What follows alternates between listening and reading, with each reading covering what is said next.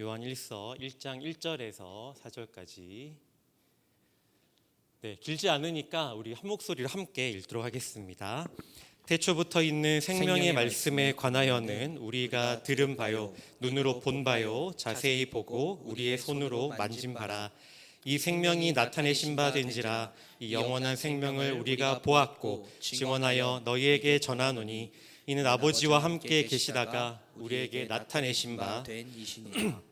우리가 보고 들은 바를 너희에게도 전함은 너희로 우리와 사귐이 있게 하려 함이니 우리의 사귐은 아버지와 그의 아들 예수 그리스도와 더불어 누림이라. 우리가 이것을 쓰면 우리의 기쁨이 충만하게 하려 함이라. 아멘. 날씨가 많이 덥고 또 무더운데 또 귀한 발걸음 너무 잘하셨고요. 또 예배 큰 은혜가 있기를 바랍니다. 오늘은 이 세상에서 가장 빛나는 사귐이라는 제목으로 말씀을 나누려고 합니다. 저는 이제 텔레비전을 많이 보는 편은 아니지만 이제 특별히 좋아하는 프로그램이 몇 개 있습니다. 이제 그 중에 하나가 바로 이제 사진 나오는데요. 나는 자연인이다라는 프로그램입니다. 다들 한 번 이상은 다 보셨죠? 아니, 한 10번 이상은 다 보셨을 건데요.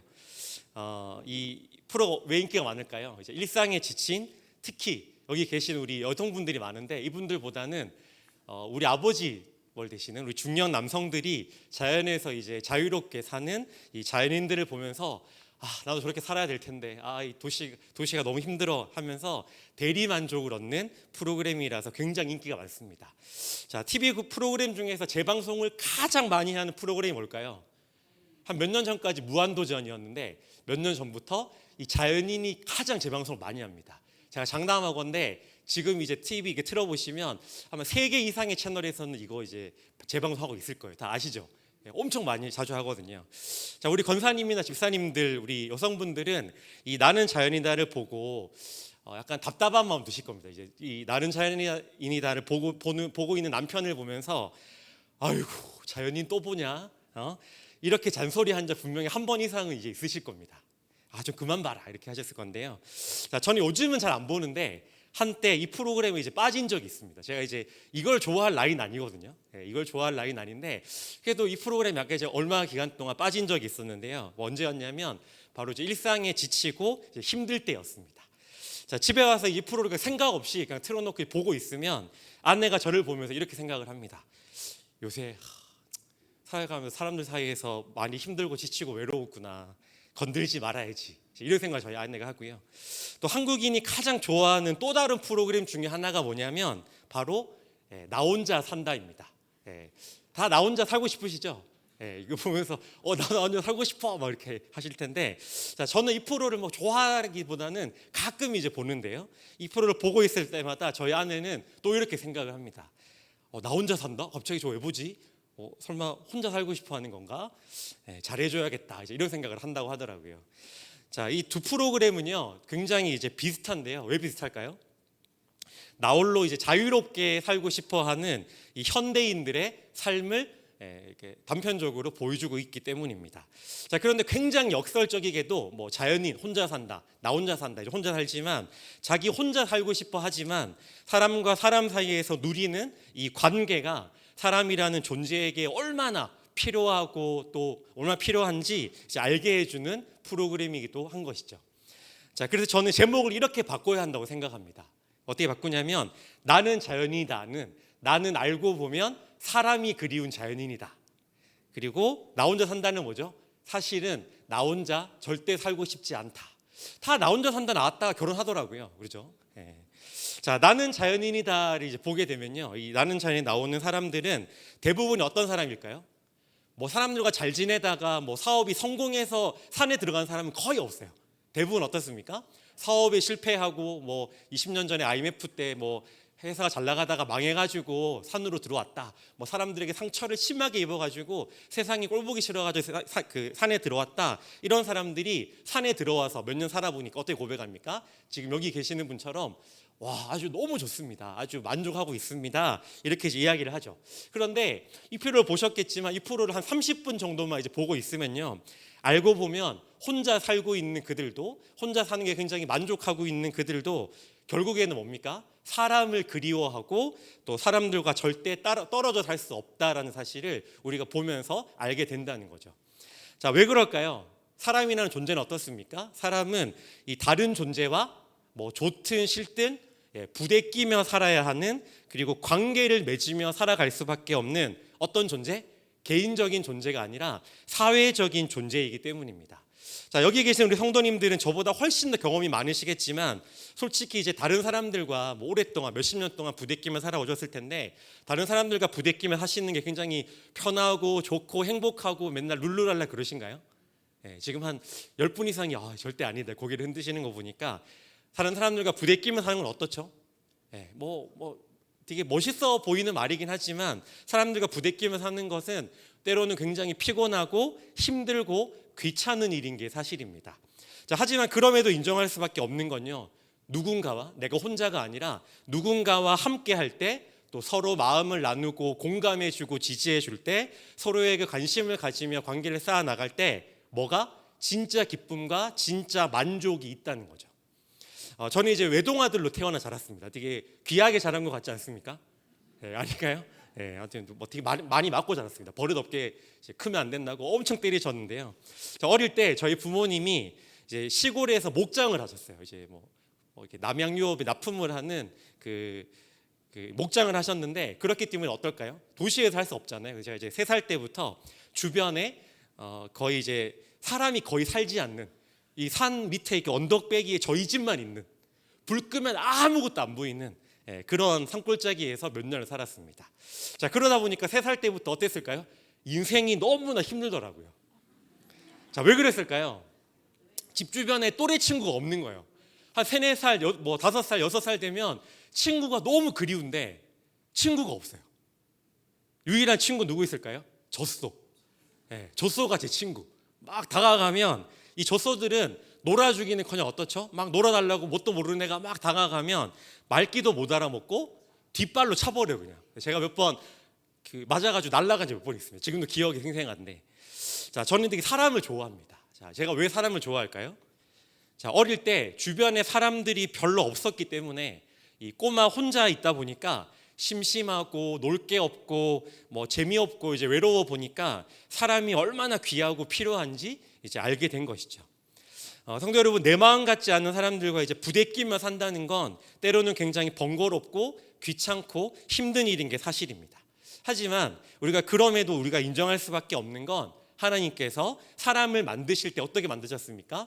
혼자 잘 먹고 편하게 살라고 만드신 게 아니라, 하나님이 인간을 만드실 때 왜 아담 혼자가 아니라, 물론 먼저 만든 건 아담이긴 하지만 왜 독처하는 것이 보기 좋지 못하다고 하와를 만드셨습니까?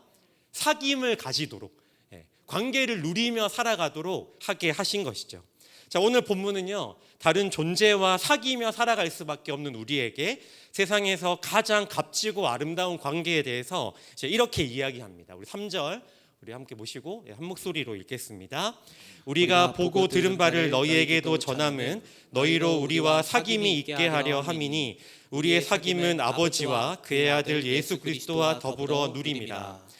자, 요한은 이 편지를 읽고 있는 사람들에게 이 세상에서 가장 값지고 아름다운 만남과 사귐에 대해서 이제 이야기를 하고 있는데요. 자, 누구와 누리는 사귐이라고 3절에서 말합니까? 아버지와 그의 아들 예수 그리스도와 더불어 누리는 사귐이다라고 말하고 있는 것이죠. 자, 그럼 여기서 말하는 이 사귐은요, 누구를 통한 누구와의 사귐일까요? 누구를 통한 누구와의 사귐을 말하는 걸까요? 자, 어린 시절 그런 경험 있으실 겁니다. 어린 시절에 친구랑 놀다가 별거 아닌 일로 다투어 보신 적 분명히 있으실 거예요, 그죠? 다들 뭐 어릴 때부터 되게 안 싸우신 것 같지만 다 싸우신 거 알고 있습니다. 저도 뭐 그랬고, 다 싸워본 경험 있으실 텐데요. 자, 싸우면 어떻게 됩니까? 어린아이들이 싸우게 되면 며칠 동안 삐져서 말도 안 하고 얼굴도 안 봐요, 그죠? 막 앞으로 죽을 때까지 영원히 안 볼 것처럼 막 이렇게 하고 울고 막 싸우고 머리 막 이렇게 하다가 어떻게 됩니까? 근데 시간이 지나니까 심심한 거예요.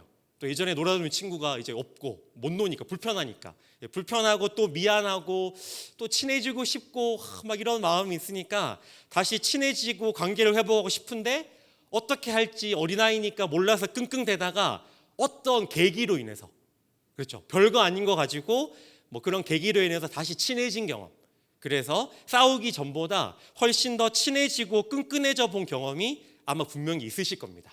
그때는 어떻죠? 세상을 다 가진 것 같죠. 너무나 기쁘고 그런 적이 있으실 겁니다. 자, 사람은요 어떻습니까? 지어질 때부터 하나님과 관계를 맺고 그분과 교제하며 살도록 만들어진 존재입니다. 그러라고 만들어진 존재인데요. 자, 그런데 어떻게 되었습니까?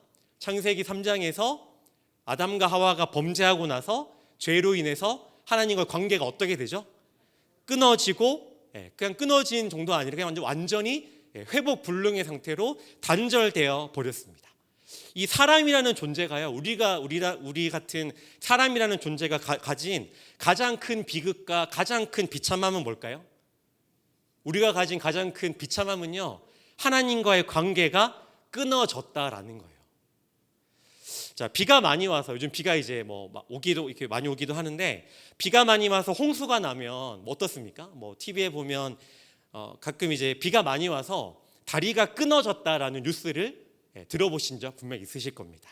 자, 다리가 끊어지면 어떻게 될까요? 다리가 끊어지면 이 마을과 저 사람들의 왕래는 어때요? 한동안 할 수가 없고요, 끊어지게 됩니다. 누군가가 다리를 다시 이어주지 않는 이상 어떻죠? 서로의 얼굴도 보지 못하고 그전처럼 관계를 이어가지 못한다는 거죠. 자, 하나님과의 관계가 어떻다는 겁니까? 이 끊어진 뭐와 같다? 다리와 같다는 거예요. 그 전에는 하나님과 교제하고 그분과 사귀는 게 너무나 당연하고 자연스러웠는데, 사람이 이 죄로 인해서, 하나님을 반역함으로 인해서 그분과의 사귐과 그분과의 교제가 어떻게 되었다? 끊어지고 완전히 단절되고 회복 불능의 상태가 되어버렸다라는 겁니다. 자, 그런데 하나님이 어떻게 하십니까? 가만히 있으셨을까요? 가만히 그 끊어진 다리를 내버려 두셨습니까? 하나님은 이 본인이 만든 피조물인 사람과의 끊어진 관계가 때로는 화도 나시고 굉장히 아파서 어떻게 하십니까? 이 관계를 먼저 회복하고 싶으셨던 거죠. 그래서 어떻게 하시죠? 창세기 3장부터 요한계시록 24장까지는 어떤 이야기예요? 이 끊어진 관계를 회복 싶어 하시고 또 회복시키시는 하나님의 열심을 말하고 있는 게 이 성경의 본문인 것이죠. 그러나 사람은 어떻게 합니까? 사람은 이 끊어진 관계를 회복하고 싶은 의도와 노력과 의지와 마음이 전혀 없어요. 우리가 구약을 보면 잘 알지 않습니까? 요새 우리가 이제 신명기 계속 모세오경을 통해서 하나님의 백성들의 모습을 보고 있는데 그런 것이죠. 구약을 보면 회복하려고 하다가 어떻게 하죠? 배신하고 차버리고 떠나버리고 약속을 깨버리고 그러지 않습니까? 사람은 그런 거예요. 자, 그럼에도 하나님은 어떻게 하세요? 하나님은 이 끊어진 관계를 그냥 두고 볼 수 없고 너무나 마음이 아파서 너무나 회복하고 싶으셨던 거죠. 자, 그래서 어떻게 하셨을까요? 사진에 나오는 것처럼 자신의 아들 예수 그리스도를 이 땅에 보내셔서 십자가로 인해서 끊어진 다리를 어떻게 하십니까? 끊어진 우리와의 단절된 회복 불능의 관계를 다시 예수 그리스도를 통해서 회복시키신 것이죠. 자, 사도 요한은요, 이 요한일서는 사도 요한이 썼는데, 사도 요한은 이 다리가 되어 주신 다리가 되어 주시고 하나님과의 관계를 회복시키신 예수님에 대해서 이렇게 이야기합니다. 우리 1절과 2절 우리 함께 읽겠습니다. 태초부터 있는 생명이 말씀에 관하여는 우리가 들은 바요 눈으로 본 바요 자세히 보고 우리의 손으로 만진 바라. 아멘. 나타나신 바 된지라 이 영원한 생명을 우리가 보았고 증언하여 너희에게 전하노니 이는 아버지와 함께 계시다가 우리에게 나타내신 바 되니라. 아멘. 자, 1절과 2절에서 예수님을 이 사도 요한은 뭐라고 표현하고 있습니까? 세 번이나 똑같은 단어가 반복되는데 우리 1절 한번 다음 넘겨주시겠어요? 네, 뭐가 반복되죠? 노란 글자 써놨는데 생명이라고 표현하면서 계속 반복하고 있어요. 자, 죽어있는 우리를 다시 살리고 냄새나고 썩어가던 시체와 다름없던 우리를 살리시고 끊어진 하나님과의 관계를 회복시키신 그분이 뭐라는 겁니까? 바로 생명이라고 사도 요한은 말하고 있는 거예요. 자, 요한 1서는요, 우리가 이 수요예배 때마다 2장, 3장, 4절 보게 될 텐데, 이 요한 1서는요, 이 길지 않은 성경인데 이 생명이라는 단어가 몇 번 나올까요? 총 56번이나 이제 등장을 할 정도로 요한 1서의 핵심 주제이기도 합니다. 자, 그렇다면 이 생명 대신 그리고 생명이신 예수를 통해 그럼 무슨 일이 일어났는가? 자, 우리가 아까도 읽었지만 이 다음과 같은 너무나 놀라운 일, 너무나 충격적인 일이 일어났다고 성경은 우리에게 말하고 있습니다. 자, 우리 3절을 함께 읽겠습니다. 우리가 보고 들은 바를 너희에게도 전함은 너희로 우리와 사귐이 있게 하려 함이니 우리의 사귐은 아버지와 그의 아들 예수 그리스도와 더불어 누림이라. 자, 절대 회복 불가능할 것 같았던, 회복 가능성이 0%였던 그 끊어졌던 하나님과의 관계가 어떻게 됩니까? 생명이신 예수를 통해 회복이 되자, 그 관계가 이제 회복이 되고 다시 이어지게 되자 어떻게 됩니까? 하나님과 뭐를 할 수 있게 되었다? 하나님과 사귈 수 있게 되었고 그걸 뛰어넘어서 뭐 어떻게 되었다? 누릴 수 있게 되었다. 사귐과 누림이 가능해졌다라고 사도 요한은 우리에게 말하고 있습니다. 자, 그러면 이 하나님과의 관계의 회복을 통해서 사귀게 되고 누리게 되었는데, 이 하나님과의 관계에서 사귐과 누림을 통해 가져온 우리에게 가져온 우리가 경험하게 될 결과는 뭘까요? 4절은요, 하나님과의 사귐과 누림이 가져온 결과에 대해서 이렇게 너무나 놀라운 것이다라고 4절에서 말하고 있습니다. 마지막으로 4절 함께 읽습니다. 우리가 이것을 쓰면 우리의 기쁨이 충만하게 하려 합니다. 한 번 더 읽을까요? 우리가 이것을 쓰면 우리의 기쁨이 충만하게 하려 함이라. 자, 생명이신 예수님을 통해 하나님과 어떻게 사귀고 누리게 되었는데, 그 사귐을 통한 결과가 우리에게 무엇을 가져왔다고 말하고 있죠? 기쁨이 어떻게 된다? 충만해진다. 기쁨이 있다가 아니라 기쁨이 충만해지는 것이다 라고 사도 요한은 말하고 있습니다. 자, 여기서 말하는 기쁨이라는 단어는요, 헬라어로 이제 카라라고 합니다. 카라. 카라. 이 정도는 그냥 기억해 두시면 좋을 것 같아요. 카라. 익숙한 단어시죠. 영어로도 있기도 하고. 이제 헬라어로 카라라고 하는데요. 여기서 사도 요한이 쓴 카라라는 말은요, 그냥 잠깐의 기쁨. 예를 들어 맛있는 음식 먹고 아이스크림 먹을 때 잠깐 그 행복한 거 있잖아요. 그 잠깐의 기쁨이 아닌 뭡니까? 계속해서 일생 동안 평생 동안 영원토록 계속해서 지속되고 이어지는 영원한 기쁨을 말하는 게 바로 이게 카라라는, 이 기쁨이라는 카라라는 단어인 거예요. 자, 결론적으로 뭡니까? 이 요한은요, 요한일서를 딱 시작하면서 끊어졌던 하나님과의 관계가 어떻게 되었다? 생명이신 예수님으로 인해 회복되어서 그 살아계신 하나님과 사귐을 누릴 수 있게 되었는데, 그로 인해 우리에게 주어진 건 뭐다? 그냥 잠깐의 기쁨, 좋아, 이 정도가 아니라 하나님과의 사귐을 통한 어떻다? 영원하고 엄청나고 끊어지지 않고 없어지지 않는 엄청나고 영원한 기쁨이다라고 이 놀랍고도 분명한 사실을 이 편지를 읽고 있는 우리에게 말해주고 있는 것이죠. 자, 제가 퀴즈를 하나 내겠습니다. 자, 맞추실 분이 계실 수 있을 것 같기도 하고. 자, 이분이 누군지 아십니까? 없으시죠? 저만 알고 있군요. 당연히 모르시죠. 왜냐하면 이분은 바로 제가 사는 수원시의 시장인 이재준 수원시장입니다. 다 모르셨죠? 다 안양분이니까. 저만 이제 수원 사람이기 때문에. 자, 그럼 다 아실 것 같은데 퀴즈 하나 더. 다음. 이분은 누구일까요? 이분은 다 이제 최대호 안양시장입니다. 이분은 아마 다 아실 거예요. 표를 찍었든 안 찍었든 상관없이 아시긴 아실 겁니다.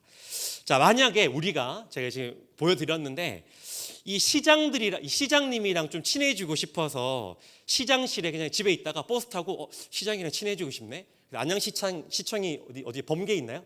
거기 있지 않습니까? 가가지고 무작정 이제 시청 앞에 내려서 걸어가서 이렇게 하는 거죠. 그 정문에서 제가요 안양 시민인데요. 시장님이랑 커피 한 잔도 좀 하고 싶고 친해지고 싶어서 왔는데 시장님 좀 불러주세요. 나오라 그러세요. 이렇게 말하면 이제 어떻게 될까요? 정문에서부터 이럴 겁니다. 아니, 우리 시장님이 뭔 동네 이장인지 아십니까? 네, 약속은 하고 오셨나요? 약속은 하셨습니까? 이렇게 물을 거예요. 자, 성도 여러분, 세상에서요 좀 유명하고 힘 좀 있다고 하는 사람들은 어떻습니까? 친해지기 어려워요. 친해질 수가 없죠. 우리 같은 서민들이랑 뭐 친해질 생각도 안 할 겁니다. 자, 그 사람들과 친해지기도 사귐을 누릴 수도 없어요. 자, 하지만 괜찮습니다. 왜 괜찮나요?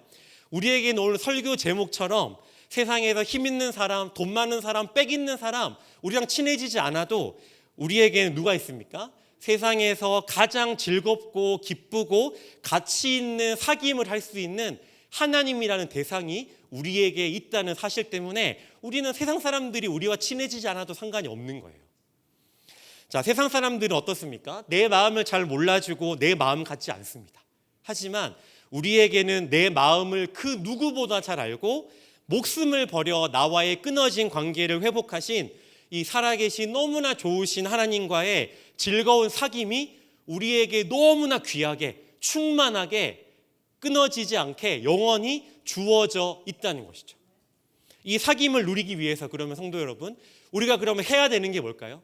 이 사귐 우리가 가지고 우리가 해야 되잖아요. 그럼 이 사귐을 누리기 위해서 우리가 해야 하는 건 무엇일까요?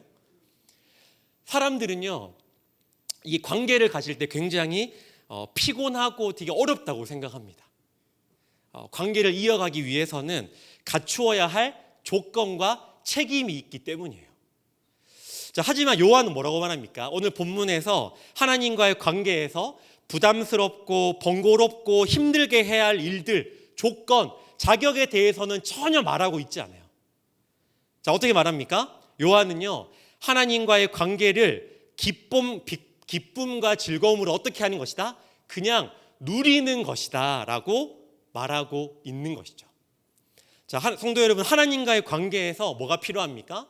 하나님 앞에 나아가려면 우리가 죄도 짓지 말아야 되고 좀 도덕적으로 잘 살아야 되고 윤리적으로 좀 완벽해야 되고 성격도 줘야 되고 말도 좀 이렇게 고상하게 해야 되고 그래야 하나님 앞에 나아갈 수 있나요?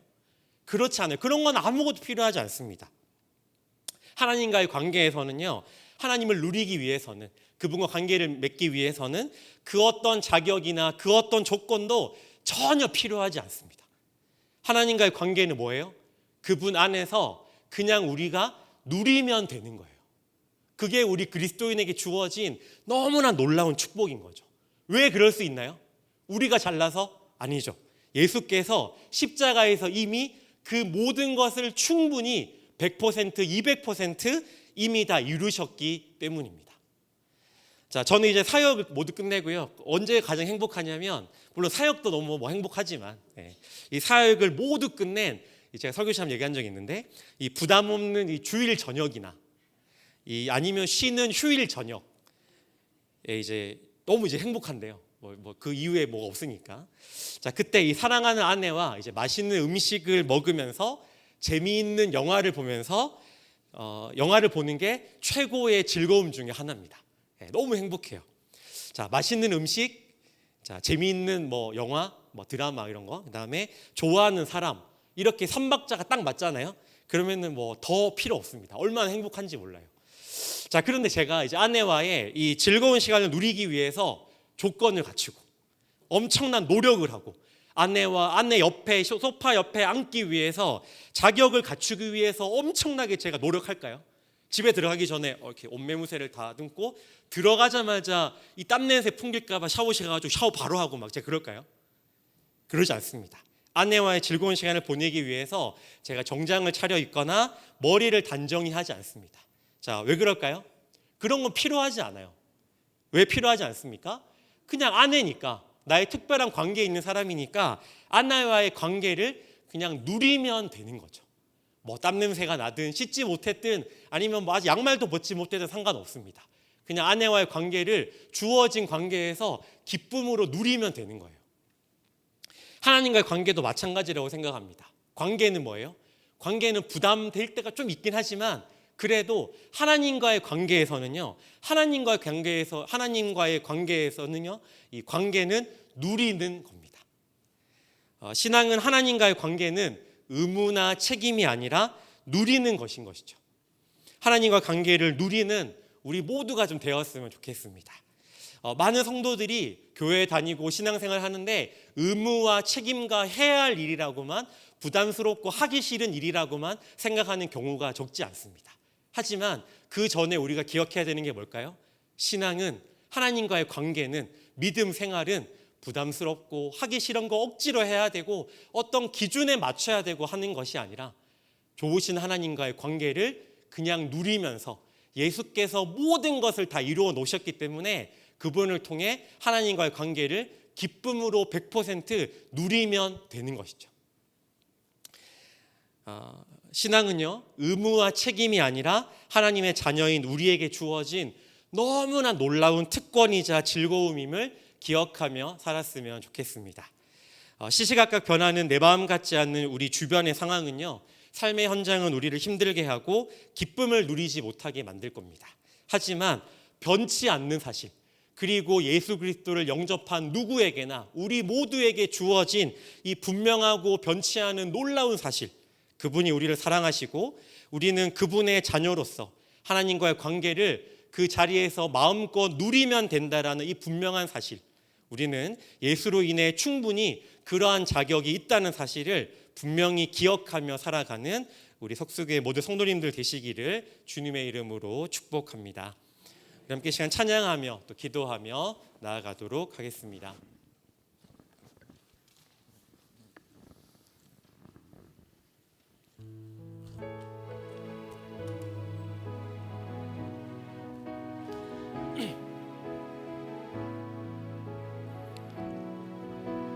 나를 지으신 주님,